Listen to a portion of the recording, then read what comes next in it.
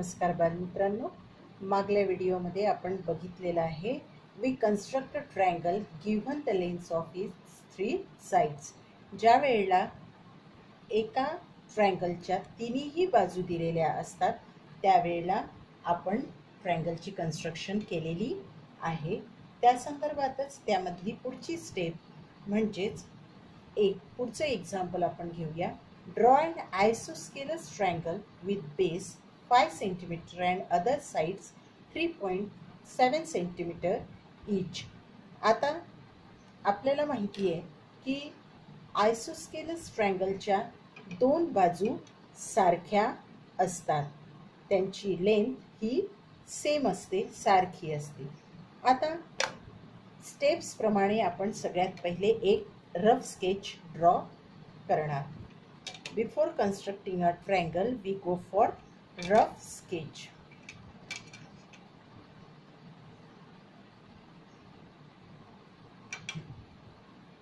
आता आपल्याला माहिती आहे की जी बाजू मोठी आहे तिला आपण बेस धरूया पहिले। आता यामध्ये ट्रायंगलचं नाव दिलेलं नाही, ते आपण आपल्या मनाने घेऊया। Triangle ABC, base is 5 cm। Base हा 5 cm दिलेला आहे इथे, म्हणून बेस आपण 5 cm घेणार आणि अदर साइड्स 3.5 cm दिले, 3.7 cm दिलेले आहे, त्या आपण लिहून घेणार, त्या लेंथ्स आपण लिहून घेणार। आता ॲक्च्युअल कन्स्ट्रक्शनला आपण सुरुवात करूया।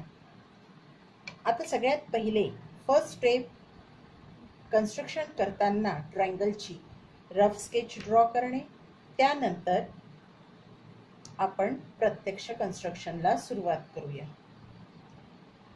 बेस दिलेले आहे 5 cm, तो काढून घेऊया।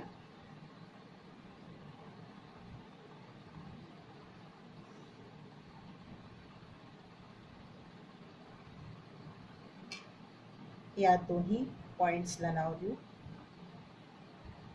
सेगमेंट BC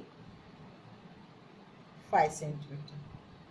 आता आपल्याला A हा पॉइंट मिळवायचा आहे आणि या दोन बाजू काढायच्या आहे। As we know it is isosceles triangle, so both sides are of same length and that is 3.7 cm। आपण माप घेऊया।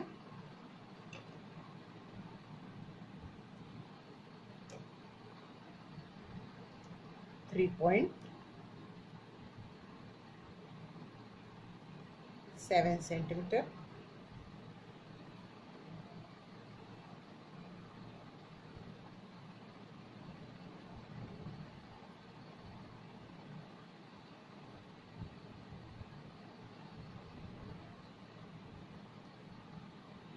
सी वरने पण तोच कंपास आपण कंटिन्यू करणार। आता मी पहिलेच म्हटलंय की कंपास मारताना, चॉक मारताना हे थोडे मोठे घ्यायचे। हा जो पॉइंट आपल्याला मिळालेला आहे त्याला नाव देऊया पॉइंट A। आता point AB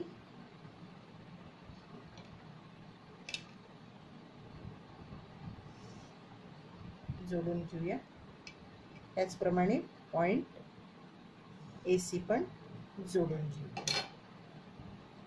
write down the lengths of sides 3.7 cm।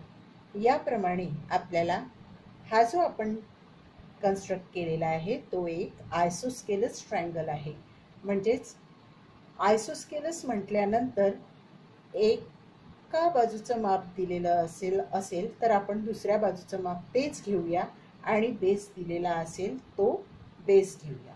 याप्रमाणे जर इक्विलॅटरल ट्रायंगल म्हटलं तर इक्विलॅटरल ट्रायंगलमध्ये ऑल साइड्स आर कॉन्ग्रुएंट।